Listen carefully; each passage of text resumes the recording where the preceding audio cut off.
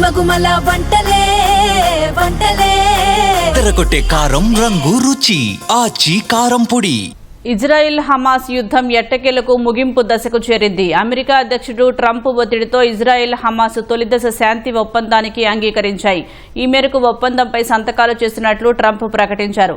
ఈ విషయాన్ని Israel Hamas కూడా ధృవీకరించాయి.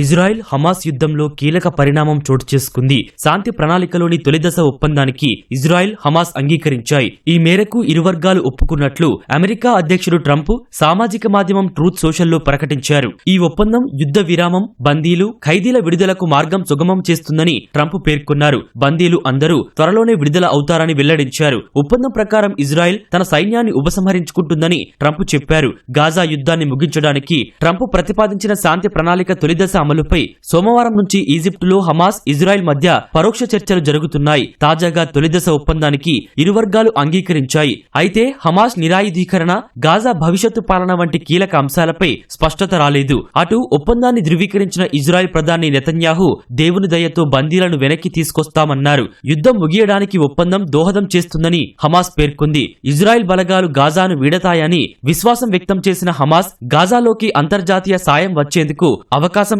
ఏర్పడిందని వెల్లడించింది. పాలస్తీనా యుద్ధ ఖైదీల విడుదలకు ఈ ఒప్పందం దోహదపడుతుందని తెలిపింది. ఈ వారాంతంలో 20 మంది బందీలను విడుదల చేయాలని హమాస్ యోచిస్తున్నట్లు తెలుస్తోంది. గాజాలోని మెజారిటీ ప్రాంతం నుంచి ఇజ్రాయెల్ బలగాలు వైదొలిగే అవకాశం ఉందని భావిస్తోంది.